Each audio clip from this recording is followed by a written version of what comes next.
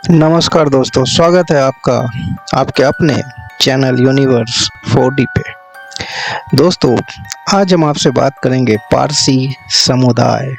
भारत का एक अनूठा और अल्पसंख्यक समूह जो मुख्य रूप से ज़ोरास्ट्रियन धर्म का पालन करता है। पारसी शब्द का अर्थ पारस से आने वाला। ये समुदाय 7वीं 8वीं शताब्दी में ईरान से भारत आया था, जब इस्लामिक आक्रमणों के बाद उन्हें अपने धर्म को सुरक्षित रखने के लिए फारस छोड़ना पड़ा। भारत में पारसी समुदाय ने न केवल अपनी धार्मिक और सांस्कृतिक पहचान को बनाए रखा, बल्कि देश के सामाजिक, आर्थिक और औद्योगिक विकास में भी महत्वपूर्ण योगदान दिया। पारसी समुदाय का इतिहास, धर्म, सामाजिक जीवन और उनके सांस्कृतिक पहलुओं को गहराई से समझना एक दिलचस्प विषय है दोस्तों। और दोस्तों, गुजारिश है मेरी आपसे, चैनल देख रहे हैं तो आगे आप समझते हैं, कृपया चैनल को सब्सक्राइब जरूर करें। और इस पारसी समुदाय के बारे में हम आगे बात करेंगे आपसे। पारसी समुदाय के इतिहास की बात करें तो फारस से भारत का प्रवास, यदि इसके बारे में और इसके इतिहास के बारे में आपसे बात करें, पारसी लोगों का आगमन भारत में 8वीं शताब्दी में हुआ, जब ईरान में अरबों द्वारा ज़ोरास्ट्रियन धर्मों का दमन होने लगा। भारतीय संस्कृति और सुरक्षा की तलाश में पारसी लोग फारस से भारत के पश्चिमी तट पर आए, जो गुजरात के संजान में उन्होंने शरण ली और यहाँ के स्थानीय राजा जाधव राणा से शरण मांगी। आप तस्वीर के माध्यम से भी देख सकते हैं। ये कहा जाता है कि पारसी लोगों ने दूध और चीनी की एक प्रसिद्ध कथा के जरिए यह बताया कि वे स्थानीय संस्कृति के साथ घुल मिल जाएंगे। राजा ने उन्हें रहने की अनुमति दी और उन्हें अपने धर्म का पालन करने की स्वतंत्रता भी दी दोस्तों। भारत में पारसी समुदाय के विस्तार की बात करें तो गुजरात से धीरे धीरे पारसी लोग मुंबई की ओर बढ़े, जो आगे चलकर उनका प्रमुख केंद्र बना। ब्रिटिश राज के दौरान पारसी समुदाय ने व्यापार, शिक्षा और उद्योग में बड़ा योगदान दिया, जिससे वे समाज के ऊपरी तबकों में अपनी जगह बनाने में सफल रहे दोस्तों। और पारसी धर्म और उनकी धार्मिक मान्यताएं जो थोड़ी सी अनूठी है, थोड़ी सी अलग है।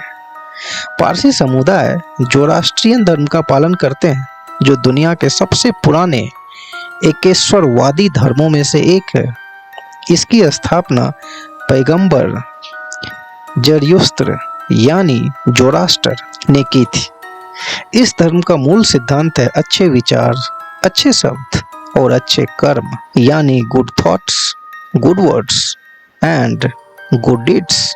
इसका मुख्य देवता अहूरा मजदा, जिसे प्रकाश और सत्य का प्रतीक माना जाता है। ज़ोरास्ट्रियन धर्म में अग्नि को पवित्र माना जाता है दोस्तों, और इसे शुद्धता का प्रतीक माना जाता है। पारसी मंदिरों को अग्नि मंदिर कहा जाता है, जहां हमेशा एक पवित्र अग्नि जलती रहती है। ये अग्नि समुदाय के लिए बहुत ही महत्वपूर्ण होती है और इसे भगवान के प्रकाश का प्रतीक माना जाता है। पारसी धर्म में पृथ्वी, जल, वायु और अग्नि को पवित्र माना जाता है दोस्तों, और उन्हें प्रदूषित करने से बचने की कोशिश की जाती है।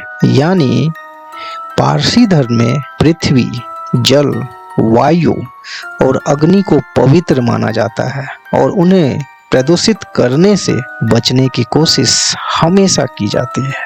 यही कारण है कि पारसी समुदाय में अंतिम संस्कार की एक अनूठी परंपरा है। वे शवों को जलाने या दफनाने की बजाय उन्हें टावर ऑफ साइलेंस में रखते हैं, जहां शवों को गिद्धों के हवाले कर दिया जाता है। आप तस्वीर के माध्यम से भी देख सकते हैं, ताकि ये प्रकृति के साथ मिल जाए।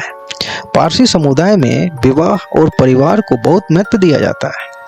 पारसी पुरुष या महिलाएं को यदि किसी अन्य धर्म के व्यक्ति से विवाह करना हो तो उसे परंपरागत रूप से स्वीकार नहीं किया जाता। हालांकि आज के दौर में जाति धर्म एक कहने की बात रह गई है, मगर ये परंपरा आज भी हर एक धर्म में मानी जाती है। बात हम अभी पारसी समुदाय की कर रहे हैं, मगर सारे धर्मों में एक अलग ही अपनी अपनी परंपराएं हैं। इस कारण यदि पारसी समुदाय की बात करें तो समुदाय में विवाह की दर में कमी आई है।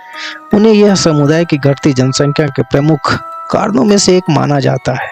विवाह समारोह में पारसी कपल को सफेद कपड़े पहनाए जाते हैं जो पवित्रता का प्रतीक होता है। पारसी पुरुष अक्सर एक खास प्रकार की पारसी टोपी पहनते हैं जिसे फेटा कहा जाता है। महिलाएं गारा साड़ी पहनती है जो उनके पारंपरिक वस्त्र का एक हिस्सा है। ये साड़ी विशेष रूप से बारीक कढ़ाई और जटिल डिजाइनों के लिए जानी जाती है। पारसी समुदाय का खान पान विविध और अनूठा है।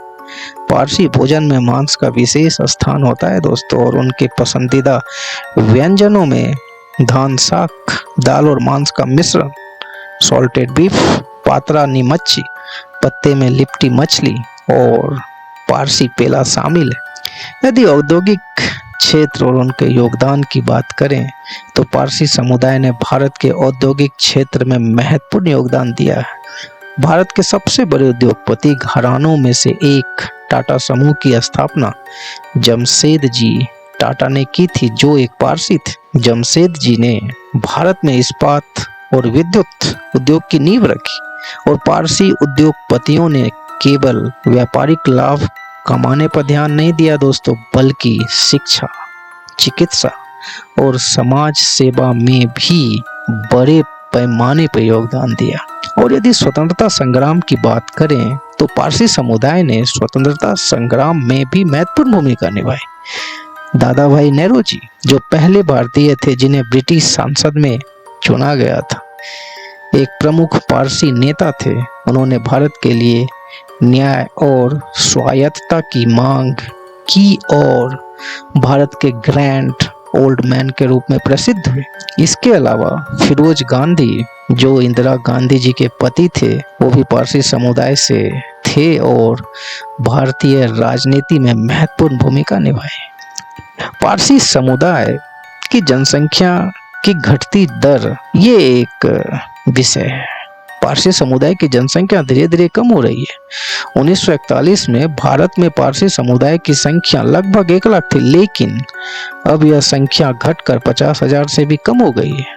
इसका मुख्य कारण कम जन्म दर, देर से विवाह और समुदाय के बाहर विवाह न करने की परंपरा भी है, जिसके कारण घटती जन्म दर एक चुनौती है। घटता हुआ जन्म दर पारसी समुदाय के लिए भी एक खास चुनौती है। पारसी समुदाय की घटती जनसंख्या को देखते हुए भारत सरकार ने जियो पारसी योजना शुरू की, और इस योजना का उद्देश्य पारसी परिवारों को आर्थिक और सामाजिक समर्थन देकर उनकी जनसंख्या बढ़ाने में मदद करना है। पारसी समुदाय का भारत के सांस्कृतिक, औद्योगिक और सामाजिक जीवन में महत्वपूर्ण योगदान रहा है। उन्होंने भारतीय समाज में अपनी अनूठी पहचान बनाई और उनकी उदारता, देशभक्ति और न्यायप्रियता ने उन्हें सम्मान का पात्र बनाया है। हालांकि उनके घटती जन्म दर और जनसंख्या समुदाय के अस्तित्व के लिए एक बड़ी चुनौती बनी हुई है। पारसी समुदाय की धरोहर और परंपराएं भारतीय समाज के लिए एक अनमोल धरोहर है, जिन्हें संजोए रखना जरूरी है दोस्तों। तो दोस्तों ये कैसा लगा आप हमें जरूर बताइए, और इसके बारे में हम और भी विस्तार से चर्चा करेंगे। तब तक के लिए धन्यवाद दोस्तों, जय हिंद। और गुजारिश है दोस्तों, कृपया चैनल को सब्सक्राइब जरूर करें।